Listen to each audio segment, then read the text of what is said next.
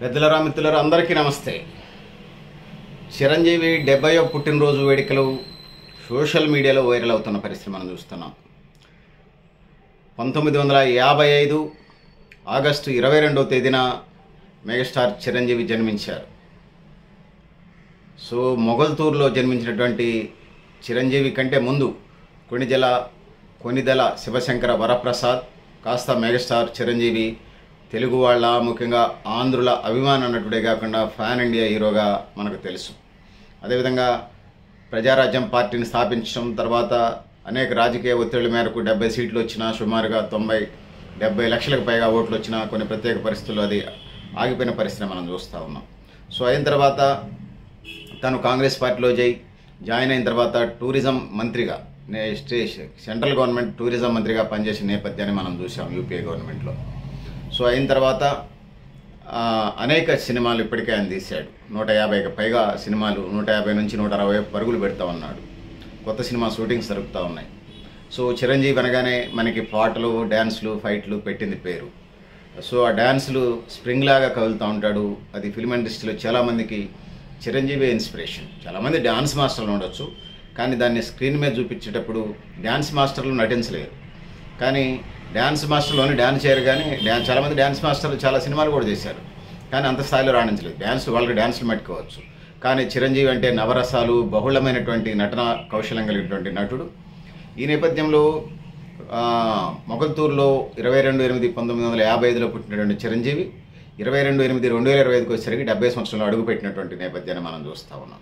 So ఈ క్రమంలో నటుడు చిరంజీవికి తన సోదరుడు ఆంధ్రప్రదేశ్ డిప్యూటీ సీఎం అంటే ఉప ముఖ్యమంత్రి పవన్ కళ్యాణ్ ఏదైతే ఉన్నారో సోషల్ మీడియా ద్వారా శుభాకాంక్షలు తెలిపారు. దాని సారాంశమే ఆ ట్యాగ్ లైన్స్, ఆ లైన్స్ ఉభయ తెలుగు రాష్ట్రాల్లో వైరల్ అవుతున్న పరిస్థితిని మనం చూస్తూ ఉన్నాం. సోషల్ మీడియా ద్వారా తనకున్నటువంటి ఉప ముఖ్యమంత్రి పదవి కారణంగా తను ప్రత్యేకంగా అన్నను కలవలేకపోయాడు. సో పాత ఫోటోలు ట్యాగ్ చేసి చిన్నప్పుడు ఫోటోలు, తన అన్నను కలిసినప్పుడు ఫోటోలు, అన్న దీవెనలు తీసుకునే ఫోటోలు ఇప్పుడు ఉభయ తెలుగు రాష్ట్రాల్లో వైరల్ అవుతూ ఉన్నాయి. సో పవన్ కళ్యాణ్ ఏం పెట్టాడు, దానికి అంత ప్రాధాన్యత ఏముందంటే ఉప ముఖ్యమంత్రిగా ఆంధ్రప్రదేశ్కి ఉప ముఖ్యమంత్రిగా ఉన్నటువంటి పవన్ కళ్యాణ్ తన సోషల్ మీడియా ద్వారా కొంత పోస్ట్ పంపించాడు. దాని సారాంశం పవన్ కళ్యాణ్ ఏం పంపించాడంటే, నీ తమ్ముడుగా పుట్టడం నా అదృష్టం అని రాసి పెట్టాడు. దీనికి చిరంజీవి స్పందిస్తూ దానికి ఆ ట్యాగ్ లైన్కి దానికి చిరంజీవి కూడా స్పందించాడు. ఈ సందర్భంగా చిరంజీవి స్పందిస్తూ ఏమన్నాడంటే, తమ్ముడు పవన్ కళ్యాణ్, ప్రేమతో నీవు పంపిన పుట్టినరోజు శుభాకాంక్షలు అందాయి. నన్ను చూసి నువ్వెంత గర్విస్తున్నావో, నీ విజయాల్ని, నీ పోరాటాన్ని నేను అంతే ఆస్వాదిస్తున్నా అంటూ ఒక నోటుని విడుదల చేసినటువంటి పరిస్థితి మనం చూస్తున్నాం. సో అన్నదమ్ముల అనుబంధానికి ఆధునిక భారతదేశంలో, ఆధునిక తెలుగు రాష్ట్రాలలో పురాణాల్లో మనం చూసాం. రాముడు లక్ష్మణుడు ఆ అనుబంధం ఉండేది. ఆ విధంగా ముందుకెళ్ళినటువంటి రామలక్ష్మణుల అనుబంధం లాగా పవన్ కళ్యాణ్ తన సోదరుల్ని నాగేంద్రబాబుతో సహా అంత ఆప్యాయంగా చూసుకుంటాడు. ఆ విధంగా తమ్ముళ్ళకి లిఫ్ట్ ఇచ్చాడు. ఆ విధంగా ముందుకు తీసిపోయినటువంటి సందర్భాన్ని మనం చూసాం. చిరంజీవికి సంబంధించి ఇంకా మరిన్ని మాటలు చెప్పుకోవాల్సి వస్తాయి. చిరంజీవికి సంబంధించి ఇప్పటికే రక్తదానం బ్లడ్ దేశవ్యాప్తంగా చంద్రమండలం దాకా చిరంజీవి ఫ్యాన్స్ ఉన్నారు. దాంతో పాటుగా చిరంజీవికి సంబంధించి ఏదైతే ఉన్నదో ఆ చిరంజీవి ఫ్యాన్స్ వాళ్ళు బ్లడ్ డొనేషన్ చేయడంలో ముందు ఉంటారు. అది దాన్ని అందిపుచ్చుకున్నాడు పవన్ కళ్యాణ్. జనసేన సైనికులు కానీ జనసేన కార్యకర్తలు కూడా ఆ వైపు అడుగులేస్తున్నట్టు పరిస్థితిని మనం చూస్తూ ఉన్నాం.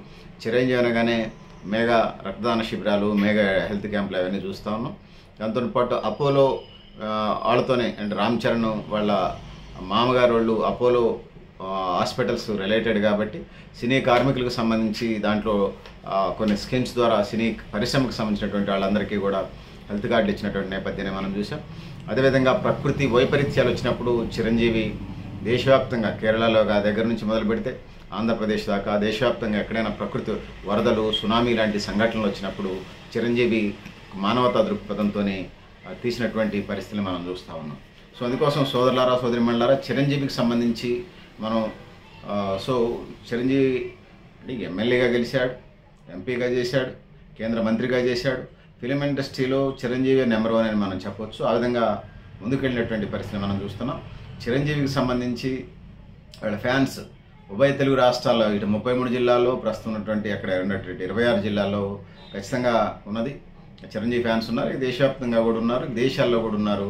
ఆ విధంగా చిరంజీవి ఫ్యాన్స్ ఉన్నారు. చాలామంది చిరంజీవి పాటలు, ఫైట్లు, డ్యాన్స్లు ఉన్నాయి. రాను స్టార్టింగ్లో కొంచెం ఎమోషనల్ మూవీస్ వెళ్ళినా తర్వాత మెసేజ్ ఓరియంటెడ్కి వచ్చినటువంటి చిరంజీవి చాలా విలువైనటువంటి ఇదిని, దాంతోపాటు ఇతర భాషా నటులను కూడా తెలుగు ఫిలిం ఇండస్ట్రీకి తీసుకొచ్చి, లేకపోతే టెక్నీషియన్స్ని, డైరెక్టర్ కానీ, అసిస్టెంట్ డైరెక్టర్ కానీ, ఆర్ట్ డైరెక్టర్ కానీ, లేకపోతే డ్యాన్స్ మాస్టర్లు కానీ తెలుగు ఫిలిం ఇండస్ట్రీకి తీసుకొచ్చి తెలుగు కళామ తల్లి ముద్దుబిడ్డగా తన నటనా కౌశల్యం తనకున్నటువంటి వాటితోని, స్క్రిప్ట్తోని దేశవ్యాప్తంగా, ప్రపంచవ్యాప్తంగా, అంటే ఇప్పుడు ట్రెండే నడుస్తుంది. తెలుగు భాషలను కాకుండా అటు తమిళ్లో ఇంకా 4-5 భాషల్లో దాన్ని డబ్బింగ్ చేసి వదులుతున్నారు. కాబట్టి ప్రపంచవ్యాప్తంగా ఆ సినిమాని చూసేటువంటి అవకాశాన్ని చిరంజీవి తీసుకొచ్చాడనేది మనం చెప్పుకోవచ్చు. ఆ విధంగా ఫిలిం ఇండస్ట్రీకి, కళామ తల్లికి, తెలుగు కళామ తల్లికి చిరంజీవి సేవలు అజరామరం. దాంతో పాటుగా చిరంజీవి చేసేటువంటి సోషల్ వర్క్ కూడా అటు బ్లడ్ బ్యాంక్కి సంబంధించి కానీ, ఇతర ఆక్సిజన్ సిలిండర్లకు సంబంధించి కానీ, ఇతర ప్రకృతి వైపరీత్యాలు సంభవించినప్పుడు కానీ, ఏ కార్యక్రమం వచ్చినా, సినీ కార్మికులకి ఏమైనా కష్టం వచ్చినప్పుడు కానీ తందాకా వెళ్తే ఖచ్చితంగా చిరంజీవి కుటుంబం ఆ వైపుగా సర్వీస్ చేయడంలో ముందుందనేది మనం చెప్పుకోవచ్చు. సో చిరంజీవికి ఏదైతే ఉన్నదో, చిరంజీవికి సంబంధించి 70 ఏళ్ళు వచ్చినాయి. అంటే చిరంజీవికి సంబంధించి 70 ఏళ్ళు వచ్చినాయి 2025 ఆగస్టు 22కి సంబంధించి. సో 2022 ఆగస్టు అంటే 1955లో చిరంజీవి పుట్టాడు. ఈ 1955లో చిరంజీవి పుట్టినటువంటి మొగుల్తూరులో పుట్టినటువంటి చిరంజీవి కాలేజీ విద్యాభ్యాసం తర్వాత అంచెలంచెలుగా ఎదుగుతూ తెలుగు ఫిలిం ఇండస్ట్రీ కాదు, భారతదేశ ఫిలిం ఇండస్ట్రీ గర్వించే స్థాయిలో చిరంజీవి ఆ స్థాయికి ఎదిగాడని మనం చెప్పొచ్చు. సో పెద్దలారా మిత్రులారా, ఆ వైపుగా అడుగులు పడ్డా ఆ విధంగా ముందుకు పోయినటువంటి సందర్భాన్ని మనం చూస్తూ ఉన్నాం. సో పెద్దలారా మిత్రులారా, మీరు కూడా మీ అభిప్రాయాన్ని కామెంట్ బాక్స్లో రాయండి అని తెలియజేస్తూ, నేను గరిడేపల్లి సత్యనారాయణ, న్యూ లక్ష్య ఆర్గనైజేషన్. సో చిరంజీవి సేవలు అజరామరమని నేను తెలియజేసుకుంటూ, పెద్దలారా మిత్రులారా, సో ఇది మీరు కూడా మీ అభిప్రాయాలు కామెంట్ బాక్స్లో రాయండి తెలియజేస్తూ, నేను గరిడేపల్లి సత్యనారాయణ, న్యూ లక్ష్య ఆర్గనైజేషన్.